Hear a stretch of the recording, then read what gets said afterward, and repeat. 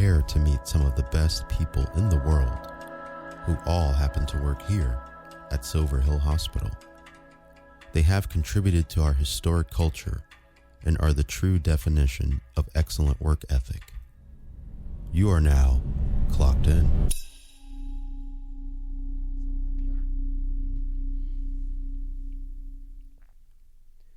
Welcome. This is Chris Brewer bringing you another episode of Clocked In, another piece of original content by Silver Hill Radio. And I'm the host for now, but today I'm joined by a very special guest, someone I like to think of as a jack of all trades, and I mean that in the nicest way possible.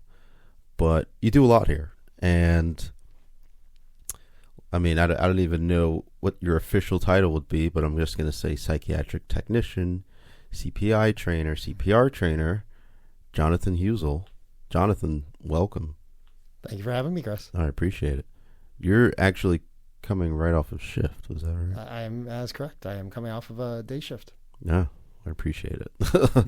I know you probably had a long day already, but for you to join me here and do this, it's great. So thank you. Thank you for having me. It's an honor to be here. Yeah, and I thought you were probably a perfect person to have on, just because you do a lot in general in the hospital. So I'll let you speak to that in a second, but I do want to thank you for a great CPR class. Oh, thank you. When was that, like 2 weeks ago or something, 3 weeks ago?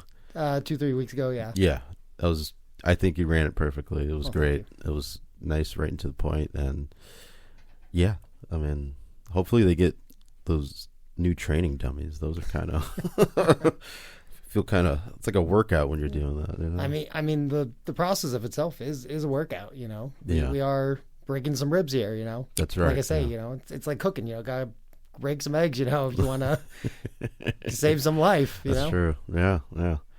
Yeah. No, it was definitely, I felt it in my shoulders after doing the compression. So, but no, thank you. You ran that class really, really well. And do you also help with CPI as well? So I was initially on the CPI team, but I've stepped definitely into a bigger role with CPR. Just me and Jack Coffey are the two still to this day running it. We're still trying to get some other folks into the spin. Raphael, one of our other senior techs, is trying to jump in and be an instructor. But currently, as of now, it's the two of us running it for the whole hospital. So. Oh, wow. Yeah. It's a big task, yeah. But I'm sure you guys split it up. Mm-hmm. Yeah, so and it's tricky with Jack because he's 10 days on, 10 days off with the night shift, and obviously you can't do it into that, so we alternate. I was very lucky this past month to actually get a overflow class from the orientation group, and I just love that because I'm one of the first faces these folks, when they come to Silver Hill, come to our family, get to see, and I get to be there and be this pivotal, hopefully, memorable moment, makes them want to stay. Yeah. And that's kind of, I guess, a real blessing that I'm gifted with, and it's something I've had since the beginning. I started here in March of 22, I want to say, and I still remember being on a Zoom call with the old director of nursing back then, Sharon Kowalczyk, who looked at my resume and went, "Oh, you're a CPR instructor? You know, we just lost 2 of those. I'm going to have you come in and do that." And I remember, I think one of my first official shifts here wasn't even actually after orientation working at unit as a tech. Before I came full-time here, for those that don't know, I was per diem here actually for almost a year before I came in full-time. And most of the work I did as a per diem was actually teaching CPR classes. I really didn't know too many people besides that came into my classes, and that was how I kind of got introduced to the place. Like, when I first hit the floors, they're like, "Oh, CPR guy, you're a tech, you work the floors?" I was like, "Yeah, I do this too." All right. Well, you can do it. Yeah. Wow, I didn't realize that. So I guess I just always assumed that you were a tech the whole way, and then you transitioned to CPR and all that. Yeah, again, hired as a tech all the way through, but it was just like, I see this little thing on your resume, we need you to do that. And I think there used to be a Mary Ellen that used to teach CPR who had phased out. I think there was one other woman, I never caught the name, that taught with Jack. So ever since, we'll call it summer of 22 probably, Jack and I have basically been the CPR program here. Wow. So it's really cool how he and I have that kind of brothership. You know, everyone here has come through one of us. Yeah. That's one thing we mention a lot on not only this program, but any of the recordings that we do, is that the culture here at Silver Hill, it's very close knit, family, almost family. It is family like technically. It's very therapeutic. It's just, I don't know. It's a really nice place to work, and I'm glad you mentioned the old nursing supervisor because she was able to help me come here into the radio station as well. So that's another thing. This hospital is very open to ideas and creativity and anything that you could bring to the table. You know, they sort of work with you on that. Oh no, very much so. Especially now as a senior tech, you know, I come out with all these. I remember as soon as I became senior tech, they're like, "We want to see some projects of yours that you want to launch." One of which was again, as trivial and small as this was, our phone charging situation on the units was just random cords we got from patients, and that didn't exist. And I was like, let's fix this up.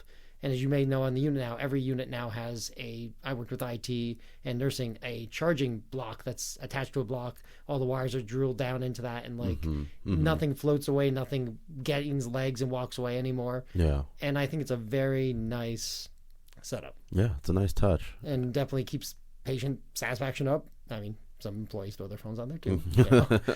But it's there for everyone, and it works great in that way. Yeah, it's like the little charging deck thing. Yeah, I know what you're talking about. Oh, okay. So there you go. That's just, and that's what I mean. It can be something as small as that, or something as, I don't know, as big as teaching a CPR class. Of course. Well, another interesting thing I did was lighters were always like, we never really bought lighters. We always just got them from patients. Right. And they sometimes would go out. They weren't windproof, so if the wind went out, it wasn't great. And patients were, again, this is now days gone by. We don't do smoking here on campus anymore. Right. Smoke free. Let's go. Yeah, I like that. Yeah, very, very nice for my lungs. But I actually got electric windproof lighters as part of my other initiative. That's right. Just because we weren't wasting fuel. If they got dead, we just plugged them in and charged them again. And I know some people weren't the biggest fan of them because they took some time to light some of the cigarettes, but at least they were windproof, and the tech could hold them at all times and maintain that patient safety and policy. Yeah, I forgot about that too. Yeah. I mean, mind you, I'm part-time as a tech now, and then part-time here as well. So I'm not on the floor as much as I used to be, but I do remember that before they banned smoking here altogether. That we had and I remember those were slick, and one of them walked away, so nursing came back to me and was like, so we lost one of ours. As it's your pet project, make sure they don't get lost. So then I put those nice little orange foam keychains on there. That made them a little more bulky. No, but it served a purpose. Yeah. So, all right. Well, we will get back more into the work that you do here. I think we're going to take a little short break, and then we'll come right back to Clocked In here with John Huzil on Silver Hill Radio. And we're back. Silver Hill Radio. Chris Brewer, Clocked In with John Huzil. Do you prefer John or Jonathan? Either or, honestly. Legally, J-O-N John can stand for Jonathan, and that's sometimes I write that. Okay. That's what I want to make sure of. I never want to mess up anybody's name. No worries. I mean, it's always fun because some people write J-O-H and John for me, and I just kind of go, haha, not me. So that ends up on they put down the patient assignment sheet. Sometimes I'll be like, well, I don't know who John is. I'm John though. Yeah. So I don't know who's doing that. Little joke for people that first learn my name. Yeah. Oh, it still happens to me. My name is Chris with a K, which I'm sure you remember. Yes. Yeah. But they give you the C. Oh yeah. It happens. It happens quite often still after being here for so long. But I didn't realize, going back to that when we were talking about the old nursing supervisors, you've been here for probably just over 3 years now. Yeah, 22, so 25, and we're past March, so yeah, just over 3 years. Doesn't it feel like longer? It does feel like longer. Yeah, that's what I always. Especially given the fact, like I mentioned, for my first year, I was really per diem and only popping in here, once, maybe twice a month more, just for CPR class teaching. Yeah. Well, yeah, that's what I always tell people. Especially, I mean, we're the only ones that can really understand as we work here, but it just feels like longer. Yeah. Maybe it does. It feels like twice as long, and I don't know. It could be just the amount of work we do here, how the feeling. It just feels like you've been here forever. No. I mean, it's the family build. Exactly. And it's crazy. You have some staff that are only around for 6-8 months after you look at it, but it feels like you've worked with them a lifetime. Like the amount of just bonding you do on the units, the stories you share. Yeah, exactly. Agreed. And it's like we're here for the patients, but we're also in a way here for each other. Mm-hmm. Yeah. So before you got here, Mm-hmm. I guess, can you tell me a little bit about, I guess, the things that you did leading up to you coming to Silver Hill? Coming to Silver Hill? Yeah. Any other jobs or things that you might have done? So I always had kind of interest in the sciences. Mm-hmm. Back in middle school, I could have sworn I was going to be a forensic scientist. I got one of those forensic science kits, hashtag Discovery Kids store. It used to be a thing over in the Westchester Mall. Love that place. Yeah, wow. While everyone else was getting their Xbox 360s and PS3s. Yeah, I think those were generations. Yeah. Mm-hmm. Back in the day, I was that typical nerdy kid who was like, hey, Mom, I want the microscope and I want the centrifuge kit Mm-hmm. from Discovery Kids. And on Christmas morning, while everyone else is playing their video games, I was extracting DNA from peas. Oh, wow. Yeah. Nerd alert.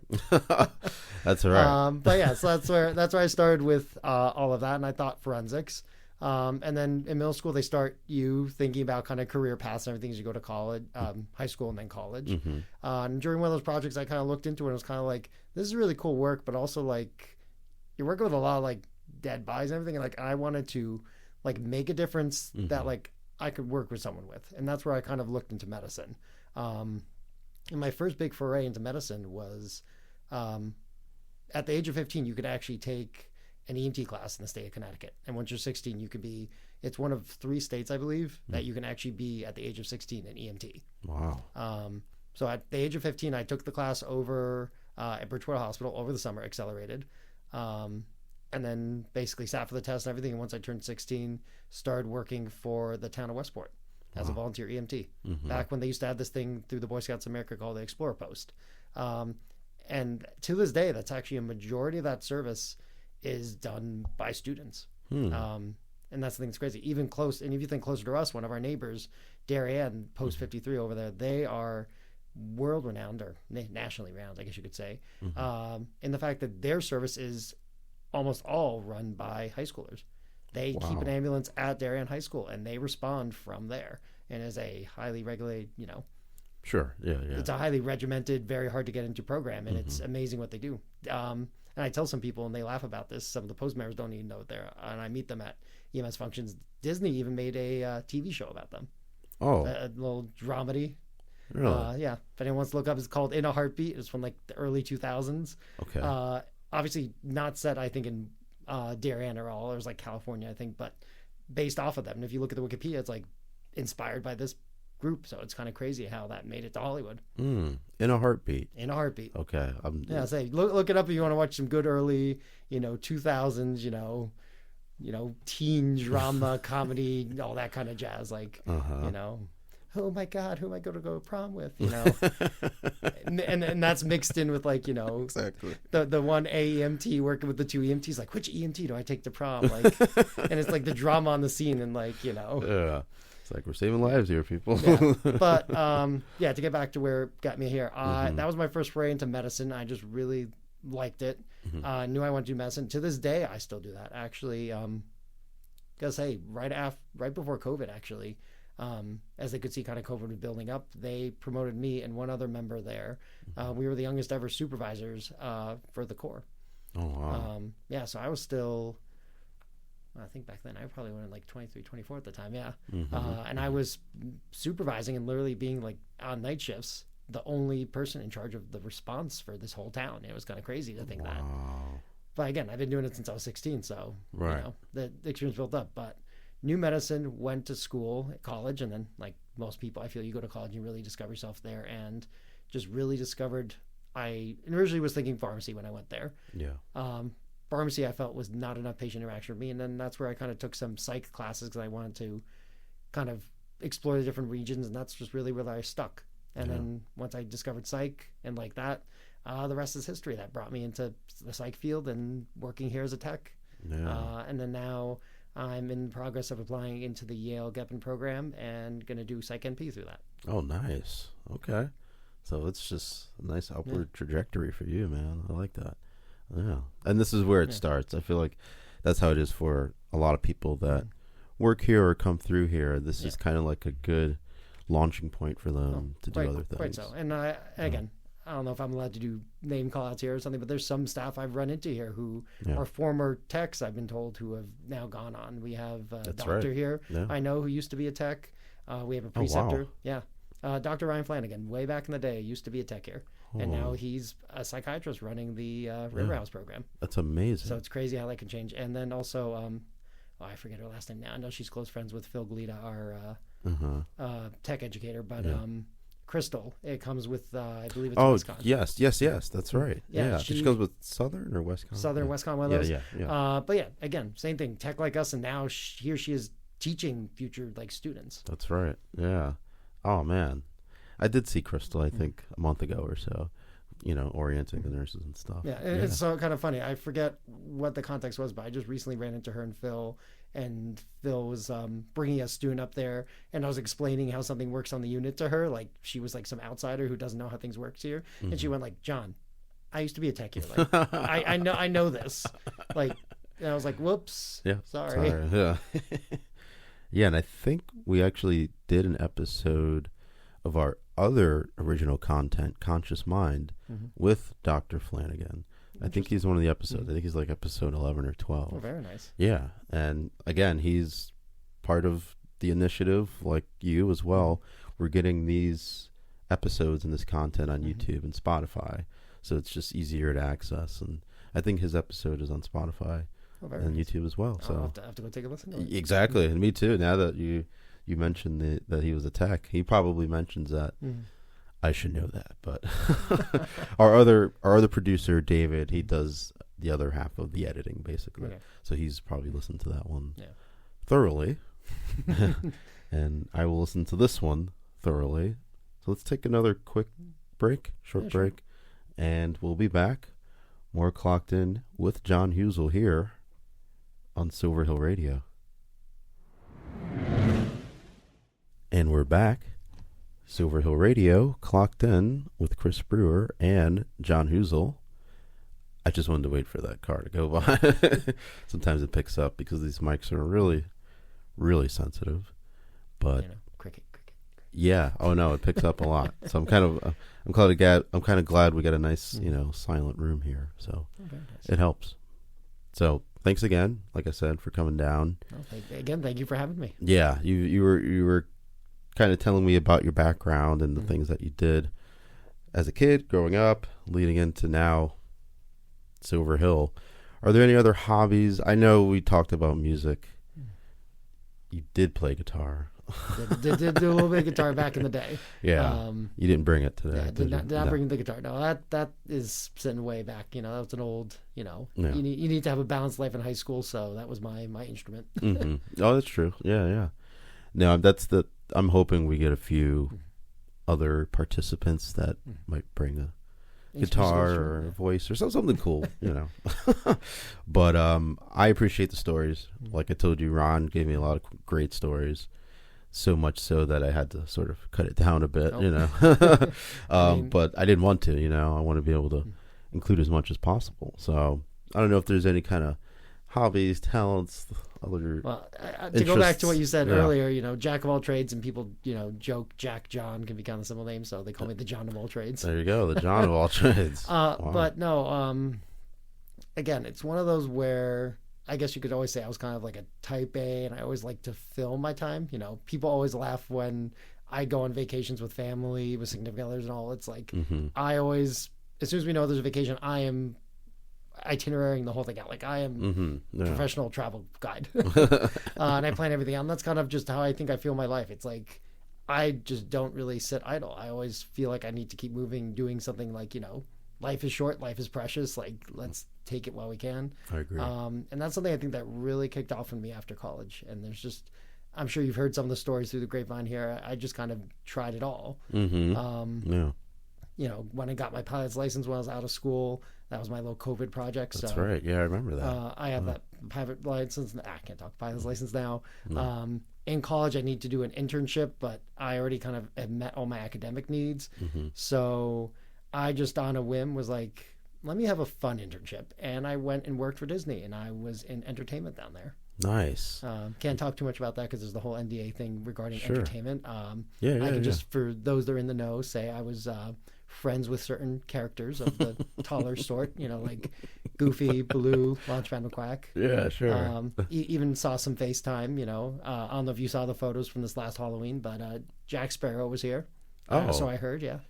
He was where? Jack New Sparrow Canaan, or he was over in the Martin Center at the K House Main 3 Halloween celebration. Oh, wow. I had no idea. Yeah. So Jack Sparrow showed up over there. I can't That's believe cool. I missed the guy. Oh, I can't believe I missed that either. Oh, man. Yeah, maybe it's good I didn't go because I would have been like, oh, let me dress up, see and show up. We're like, whoa. No, Jack Sparrow's here. We have enough. No, that's awesome, though. I had no idea. He must have been like a pro, huh? Like a pro cosplay guy or something. Yeah. He was the real deal. He was the real... He came in on the Black Pearl. This was the real Jack Sparrow. This is the real. Okay, yeah, that's the real right. Jack Sparrow. What am I saying? Yeah, he walks the walk. He talks the walk. Right, exactly. Wow. Okay. So it's just always kind of been that and it's just all these experiences. And again, I laugh about it. It just kind of shaped who I am. Like Disney, besides obviously working that entertainment thing and kind of using my expressive side, Disney, as much as it is a big multi-million-dollar corporation, you learn the magic behind all this. There's some core tenets that I still take from there. And the number one thing, and you watch this old video with Walt and Roy Disney and all that stuff, is just everyone there is always custodial and a vacation planner, which means we all work as a team. No one's above or below custodian. Everyone cleans it up. And everyone's a vacation planner. Like, we're all there to make the magic happen for everyone. And they always teach you those core two tenets. And that's just one of those things where I feel that just kind of translates into real world. Like, everyone here, like, let's keep the place clean, Exactly. Just because we have, housekeeping doesn't mean we can't do some of those tasks. That's right. And the biggest thing they teach you there is you always create a solution. That's what I try to do here. Like, so many times I feel in our work here, we run into something's out of our hands, but it's like, see something through to the point that someone takes it off your hands. They always have the rule, if someone's looking for a ride, you don't, do your little fancy Disney point, can't point with one finger, by the way, and just say, oh, it's a left and right there. It's going to be left and right over there. I'm going to walk you over there and show you where it is. Unless the guest says, no, I'm good. Like, you go, like, thank you so much. Right. You see it through. And I feel something that, is good customer service for here. Absolutely. Yeah. I think it kind of translates here too. Absolutely translates here at the hospital and the work we do with people on the floor. It's easy to just say, oh, well, down there is the blood draw station. Right. Just point. But like you said, walk with them, give them that direction, and then if they're okay, they're okay. They'll let you know. And again, it's just the human aspect of everything here. Like medicine, and I just feel from psych, just from talking to patients, some of them just feel like, they're, somewhat below us or something because they're here. This is their moment of weakness. They're trying to be open. And when I sit with patients, I'm like, listen, like, we are equals here. Like, I want you to feel open to us. And the biggest thing I tell all these people is this is the one form of medicine where you need to work for it. Every other form of medicine, there's lab tests, there's imaging and everything. I'm like, this only works if you want it to work. Like, I need you to be open, 100% open with us and say if something's working or something's not working. And I can't tell you how many patients have like literally told me that. They're like, I never had that advice, and I would just, get here and then I'm sick and tired. I'm going to say the right things to my doctor and I'm out. I'm like, and where's that end you up? And they're like, I'm back here after a month or two. It's like, exactly, because you did not take the extra time to see that through. Yeah. And also I just tell people, and this is where I bring up my Disney story, where there was a long time ago, I don't know if it was a mumbo jumbo or not, but there was this book that came out, The Secret. I don't know if you heard of it a while ago. It sounds familiar. It was like an early 2000s thing. Yeah, and that sounds familiar. Again, there was like a film that went with it and everything. I mean, there's some crazy claims on there like, oh, I saw perfect vision and I didn't need glasses anymore. And that I'm kind of like, that defies science a little. Like, maybe that happened to you, sure. Right. But the part of it that really stuck with me, it was just and this is kind of what all the stuff I've done is like, if you see yourself doing something, which is the big tenet of it, was like, if you see yourself doing something, you will achieve it eventually. And that was kind of me. Like the pilot thing, I was always interested in aviation. Like, I still remember back as a kid in elementary school, there was cnetdownloads.com or something like that, where you could download free demos of games. And I downloaded a Flight Simulator X free demo on there. And that's how I kind of first got into it. I was like, oh, this seems cool. I'd like to try this one day. Yeah. and it was the same thing kind of with Disney, with the internship. I needed an internship for UConn, didn't know what to do. Saw one of my friends was down there doing it, and I was just kind of like, this is really cool, and it's a super competitive program to get into and everything, but it's like the same thing. I just saw myself there, envisioned myself there, and everything kind of just fell through. Like your mind and your effort, that energy almost translates through to the people that make that happen, and it allows it to happen. Like everyone I know kind of talks about, the chakras and energy in the world. Sure. Yeah. Some people believe, some don't. And I think to some degree that, is there. Mm-hmm. Yeah. It's just whether we acknowledge it or not. That's the real question, I agree. I think there is something there. They say that's how certain athletes sort of train themselves, basketball players even. They see the ball going in the hoop already before they even make the shot. Right. So it's more like a visualization. And then you actualize it. And wow. Yeah, and even most recently he's done it. Ever since I realized you could be a volunteer watching the most recent Summer Olympics, the Paris Olympics, I was like, volunteering at that seems like a really great opportunity, and I've always loved volunteering. Starting again with the EMT, like I mentioned, been a volunteer all these years. And I saw the LA Olympics 28, and I was like, I want to be a volunteer there. Yeah. That's still way out. I'm not confirmed there yet, but it was one of those where I visualized it, and in visualizing it, did some research and was like, they like to see a, history of volunteering to some sporting degree. So again, that happens, and then magically, the energy's out there. I get an advertisement on one of the social media feeds, either Facebook or something, saying, hey, they're looking for volunteers this summer for the FIFA Club World Cup over in Jersey, New York, Jersey, over at MetLife. And I applied for that, and again, just put that kind of energy into like, I see myself doing this. Yeah. And just this past weekend, I was down there at MetLife, and I was helping out these folks watching the games, and it was crazy. And it was just one of those where I have a role where I'm in the back. I actually manage the volunteers, and I do some medical stuff with them because of my background. Right. But one of the other things I saw was like, wow, it looks really cool. These people like to get to go out with the flags and the banners on the pitch, the field, and do like a pre-show setup. I'm like, and I have some background and maybe I'll try that because they have another World Cup coming up next year. Maybe I'll volunteer for that next time. And this past Saturday, I show up, and 30 minutes into my shift, they go, hey, it's hot. Some people dropped out. They need more people for ceremonies. And my boss comes over and he's like, John, you look like a good fit. Go do that. Wow. And then I, literally 2 hours later, I find myself in front of a crowd of fans on the pitch next to these world-class people just flying a flag on the field with these other performers. Wow. And it was just, and that's the biggest thing I'd say. Like, if you just envision something and see something for yourself and like put your heart to it, again, like you said, like with the pro athletes, this will happen. Yeah. I mean, trying to do that now, with, let's become a millionaire, that's not exactly working, but, win the lottery, maybe not, but. Yeah.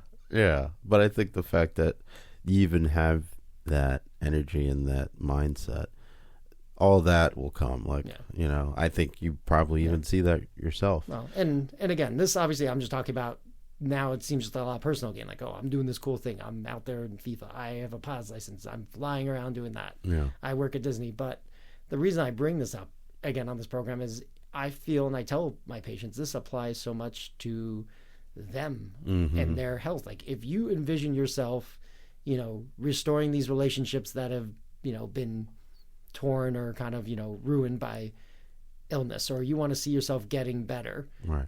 Again, I go back to the early thing of like, I don't know if you can fix your eyesight per se, but your mind has plasticity, and this is all mental. Again, you can, to some degree, reprogram your mind. And some people maybe, and again, I recognize the fact that some things are, chemically driven. And obviously we have that with our medication. And I recognize that some things need that. But the experience I go with, and it's easier for some people. I just tell them I'm hard of hearing, I say. But I had a learning disability, the full 5'9", I forget the name. There's some numbered plan that you get back in elementary school, all that. Extra time for tests and all, because I had something called central auditory processing disorder. Basically, auditory system in my brain receives auditory signals and can basically jumble them up. And the biggest thing they test us is I'd actually put on headphones, much like I'm wearing right now. Yeah. And I'd have two separate conversations going to each ear, louder one, quieter one, and I'd have to tell the tester what was in the quieter one, and then they do it with like read words with their mouth covered up through a filter. It was the whole battery. I hated it. Right. But it was one of those where, in doing it though, over the years, because it's something up until the age of 25, as you know, the brain's developing. You can train your brain to get better at it. Again, the plasticity. Yeah. And I got better at it. It was to the point now that, when I went to college, I still had this accommodation plan for extra time and tests and everything, but I felt I no longer needed it. And it was one of those where I just always, again, as a kid, never really liked that. Well, John's going to a separate room with the other kids to go do tests and everything and all. I'm like, again, I know it's for my benefit to even the playing field, but I always wanted to be in the other field. And that, again, I feel translates to here, not really illness per se, but again, something with the brain where it's like, I was able to say, let's, brain, we're going to do this. We're going to fix this. And we got it there. Yeah. Wow. This is, I think, exactly what this program needed. There's some lightheartedness, but I like how you kind of brought it all together using your life experience and sort of translating it with everything that you've been through. So I appreciate you sharing that too. Again, it's one of those where, again, I know we're not supposed to share too much in this field. Sure. But it's just one of those where I feel certain life experiences like this just kind of help with people. Again, I really try to avoid that in the field because so many people like to go like, oh, I can only imagine how you're feeling. And again, we can never imagine. And I try to tell people all the time, I can never imagine what you would feel. I can only imagine how I would feel in that segment. And that's the kind of big distinction I make with people. And again, that's the biggest thing where, again, if there's tips people say for this thing, the two things I always tell people if you're going to work in this field is, try to get as much as you can out of your patients. Like, let them talk to you because we don't read their minds and we don't read their cues well. And be a good listener. Yeah. And the biggest thing I tell people about that, and this is something I actually learned back when I was an RA up at UConn. I still remember one of the instructors for the RA class, there was actually a 3-credit class, taught us one day, and it was a whole day class on competitive listening. Is that a concept you're familiar with? No. So when they told me this, I was like, I was going to say a bad word there. I was just like, oh my, insert word. I totally do that. Right. But the concept is when someone's talking to you and you start drafting a response before they finish talking. And I think everyone's guilty of it. Like, someone starts talking to you and while they're finished still talking, you're already thinking what I'm going to say back. Mm-hmm. And they taught us you don't do that. You listen to your resident, you listen to the person you're working with, you wait 5 seconds to fully process what they say, and then you talk back. Because otherwise, your competitive listening happens when you're already drafting that response before they finish talking, which means as you're drafting that response in your head, you're really not listening to what they're saying. You're not absorbing anything more. Right. And you're basing basically your response off of half the information they've given. And I just feel that's so applicable to what we do here. Mm-hmm. Again, because we have to listen to patients, and obviously there's a rush, sometimes a time crunch. Yeah. Some people say that about the docs. I'm not going to get in the middle of that. Their thing's their thing. But again, I just think taking the time to listen to someone and just respond once with the whole, picture in mind just makes life so much easier. Mm-hmm. Wow. I didn't know it was called that, though, competitive listening. Yeah. I was like, there's, they'll say sometimes back in the day I used to listen to We'd Be On Our Way Back at Home. It's just a little John Tesh fact, Are you competitive listening? Here's what the experts say. Don't do it. Mm-hmm. Yeah. Oh, yeah. He was full of knowledge, too. Yeah, that's right. Well, John, I appreciate all of your knowledge, your sharing, your stories, everything that you've brought here to Silver Hill Radio. I mean, it was kind of an honor. It was an honor to sit down with you too. I can't tell you how many times I've driven past the studio and I've heard of all you doing here, and to actually get to take the hot seat here. Exactly. It's been a pleasure. Yeah, it was awesome. So, thank you, John. Well, thank you, sir. And thank you, everyone, for listening to Clocked In with your host, Chris Brewer, here on Silver Hill Radio.